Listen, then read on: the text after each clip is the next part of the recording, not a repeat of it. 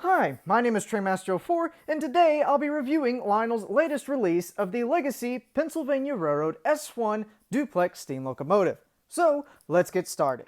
Union Pacific 4014. Do you read me? Over. Roger that.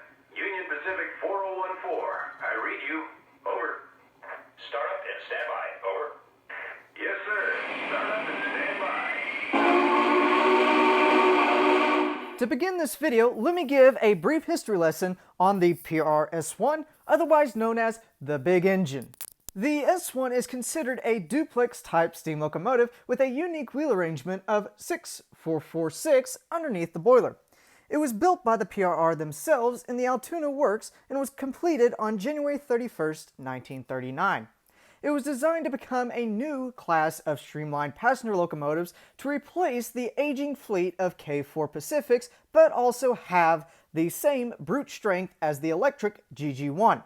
Thus, PRR was able to create a brand new engine out of the Altoona Works, and thus was born the S1, but with a unique twist. At the time, locomotive manufacturers were building two different types of locomotives. The first being a conventional single-framed locomotive with a single set of drivers and a single set of cylinders. At the time, this type of power was sufficient for road and passenger services along railroads across America and the rest of the world.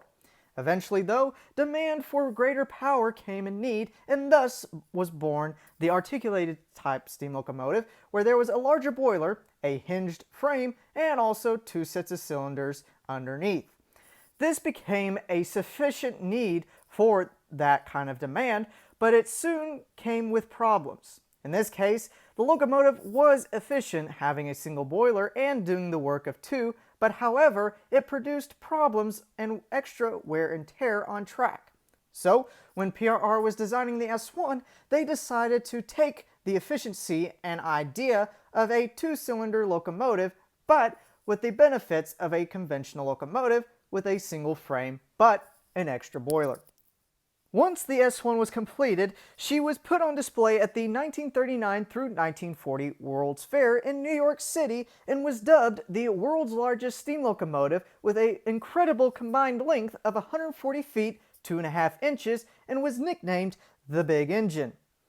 Eventually, in December 1940, she began passenger runs between Chicago and Pittsburgh and became quite an impressive locomotive for the Pennsy roster.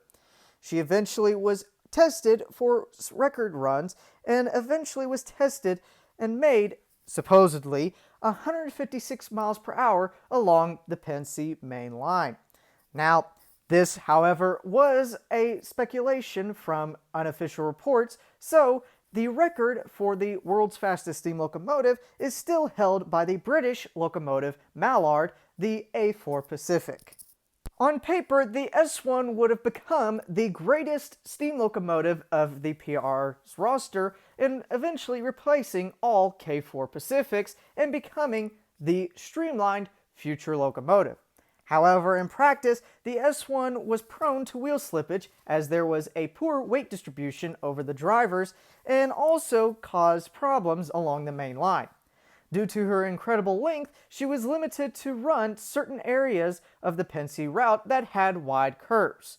Because of this, this would only allow the S1 class to be limited to a handful of passenger trains from two different destinations. As a result, the Pennsy decided to not produce any more S1 classes, so 6100 became the first and last of her kind and was scrapped in 1945. However, the duplex class of locomotives still survived along the Pennsy route, with the S1 being one of them, the T1 and Q1 and Q2 classes, the T1 being the most popular out of the handful. Now that you have a better understanding of the real S1, let me get into the stats and facts of the model that you see right in front of you. This model was recently released in Lionel's 2020 Volume 2 catalog and soon came out around April of 2021. In total, Lionel produced 4 different variations, all numbered 6100 in this catalog. The first one being the American Railroads version, as seen at the 1939 through 40 World's Fair. The second one being the as-built, as seen after the World's Fair. The third being similar to the as-built, but called the calendar design as it has the addition of a winged keystone herald on top of the nose. And then the fourth and final version being the beautiful Tuscan red passenger paint scheme as you see right in front of you.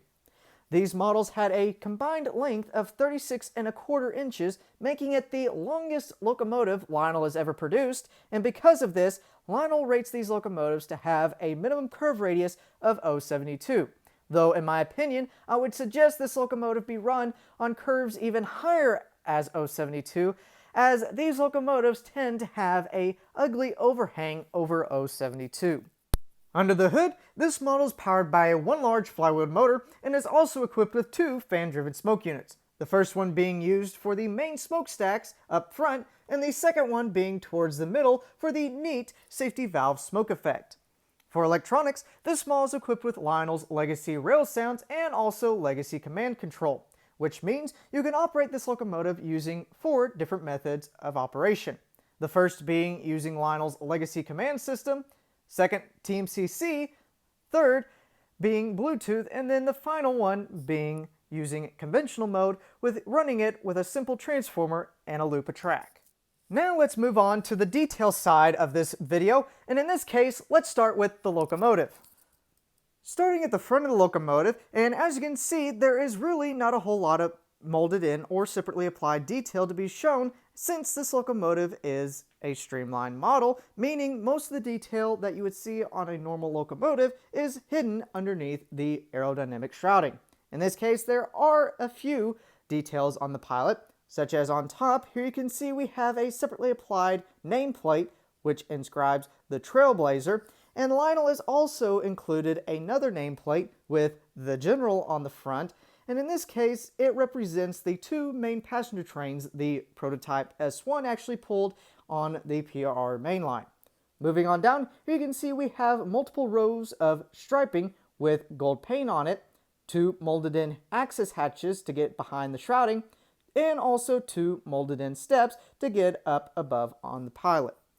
And then finally, right in the center, here you can see we have the outline of a separate piece. In this case, this is a shrouding piece to cover up the dummy O-scale coupler, which flips out and conceals underneath the shroud, and also a separately applied brake hose. Moving on up, and here you can see the iconic streamlined look of the S1 with the iconic bullet nose shape and many of the other details to make this locomotive look like it is cutting through the wind. Besides the nose itself, here you can also see the winged keystone herald as similar to the calendar version. Underneath it, the central cycloptic eye or headlight with 2 molded in fins with gold striping coming off of it.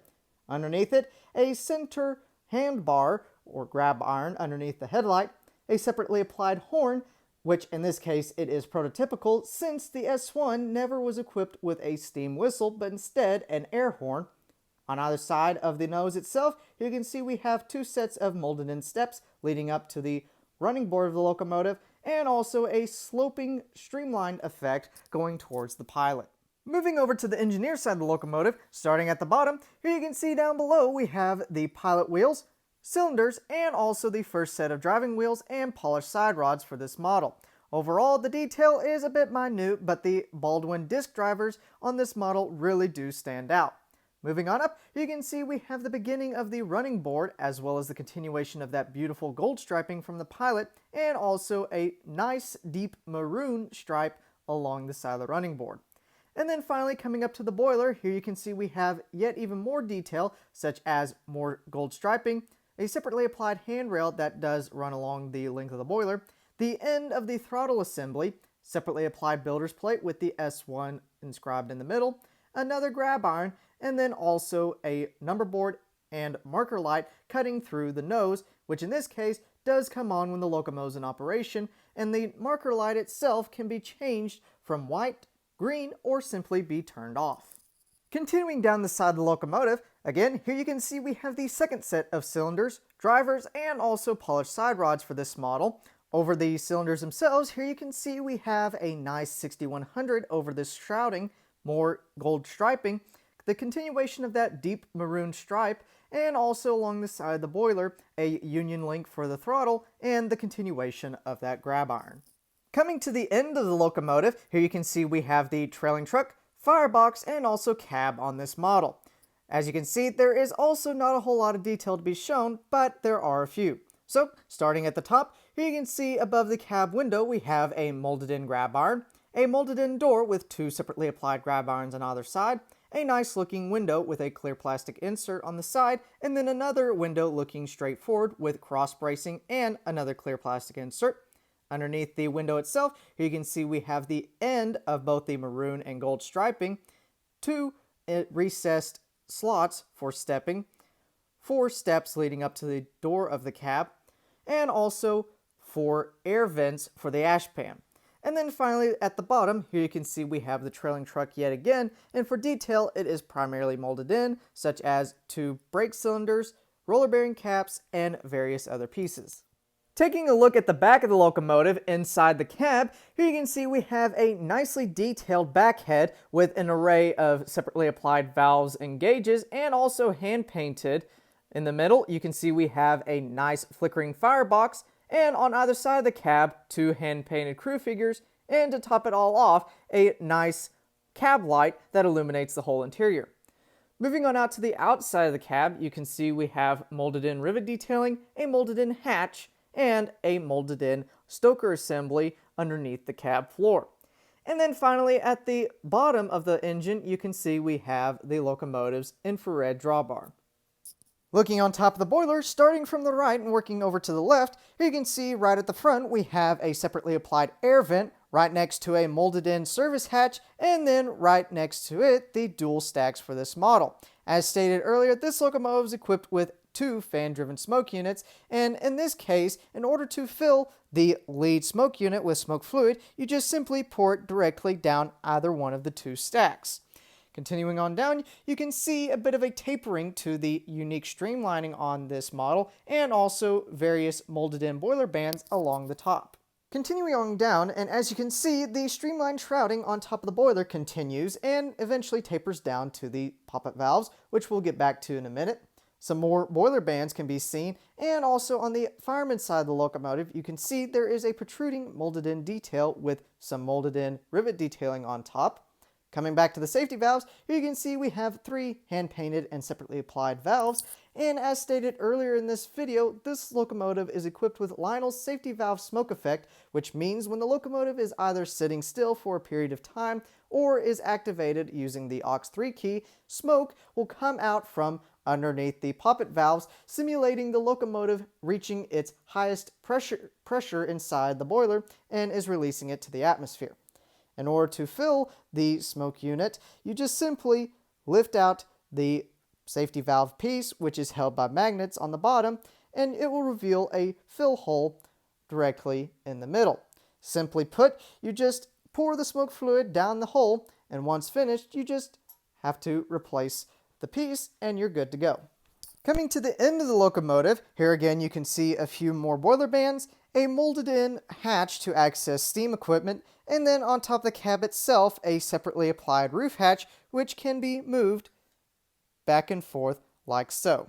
Taking a quick look at the fireman's side of the locomotive, and as you can see, it is primarily the same as compared to the engineer's side, with a few minute differences, such as there being no air horn on this side, the subtraction of any throttle linkage along the side of the boiler, and also a better view of that protruding molded-in detail as shown earlier from on top of the boiler. Now let's move over to the tender and see what kind of details it has to offer. Starting at the front, here you can see the tender continues the locomotive streamlined styling with an outer casing around the front. Looking inside the casing, you can see it has a really nice depth to it and also a few molded-in details such as coal bunker doors and molded-in rivet detailing. Looking down from the deck, here you can see we have another molded-in piece. In this case, it's in the form of an auger assembly. And then finally at the bottom, here you can see we have the tender end for the infrared drawbar. Moving over to the engineer side of the tender, and as you can see, there is also not a lot of detail to be shown, but some continuation from the locomotive. In this case, some ribbed gold striping, the band of maroon and gold outlining, the beautiful crimson red, and also a few other details, such as a center keystone with the PRR logo, and also Pennsylvania typed along the upper rim. Looking at the back of the tender, here you can see the streamlining really hasn't taken a full effect since there is a load of detail. So, starting at the bottom, here you can see we have two molded up steps leading up to this center platform with nice safety tread on top, and down below it, the Locomotive's electrocoupler. In this case, this electrocoupler can be thrown by using Lionel's Legacy, TMCC, or Bluetooth command control. Moving on up, on either side of the deck, here you can see we have two separately applied grab irons, a central separately applied metal ladder, molded in conduits, a step, and also two molded in marker lights with two separately applied grab irons, a center reverse light, and then finally down in the middle, a separately applied builder's plate for this tender. Finally, looking on top of the tender, you can really get a sense of how large this tender actually is. So, starting from the right and working to the left, here you can see the continuation of that streamlined shrouding coming over the tender deck, and also right in the middle, the realistic coal load. Moving over to the tender deck itself, you can see there is yet even more details, such as two separately applied air compressors tucked underneath the shrouding itself, a set of molded in steps leading up to a separately applied ladder going up to the coal load itself, a separately applied dynamo, two water hatches which do open and reveal nothing, molded in rivets along the deck itself, and then finally at the end, a set of separately applied grab irons coming up from the ladder from the rear. Now that we've covered both the locomotive and tender, let's fire up this big engine and hear a sampling of the sound features. This is the Yardmaster. Get us set up running. Your train will be ready at 17:30. Over. Okay, let's get to work. Out.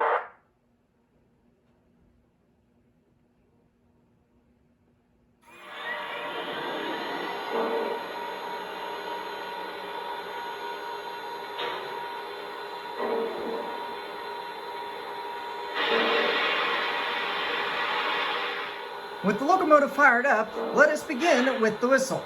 In this case, this model is equipped with 5 variations, 3 of which are horns since the original prototype was only equipped with an air horn and not a whistle, but since it is a steam locomotive, Lionel felt it would be improper to not have a steam whistle, so the last 2 are in fact steam whistles.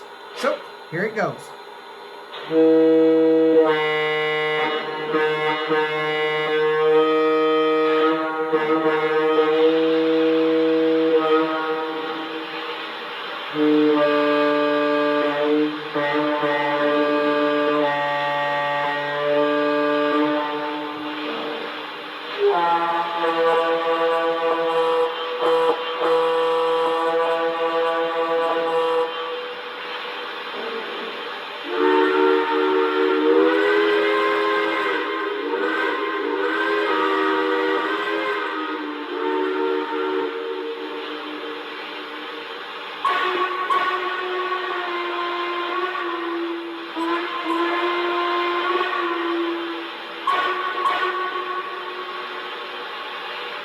Next, here's the bell.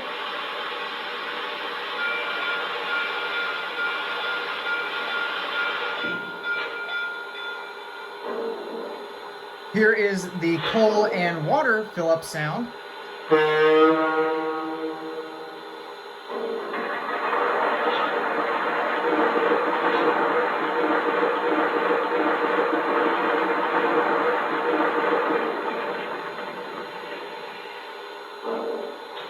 My coal's full. Out.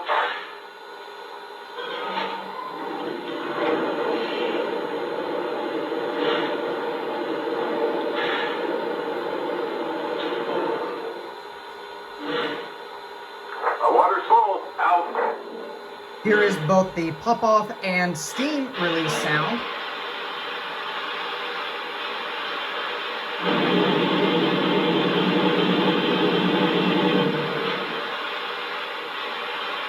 And then finally, here is a sampling of both the tower and crew talk sounds.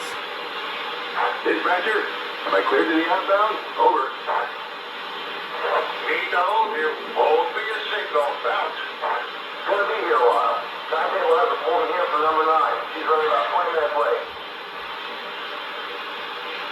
My coal's full.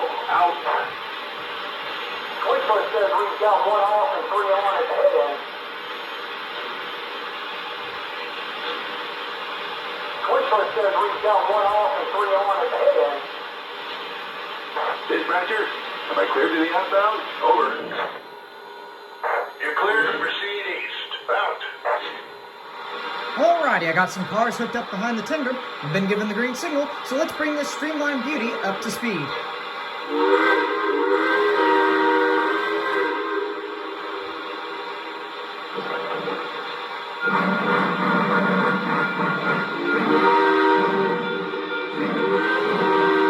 Dispatcher, we're on the move. Over. Have a safe run. Out.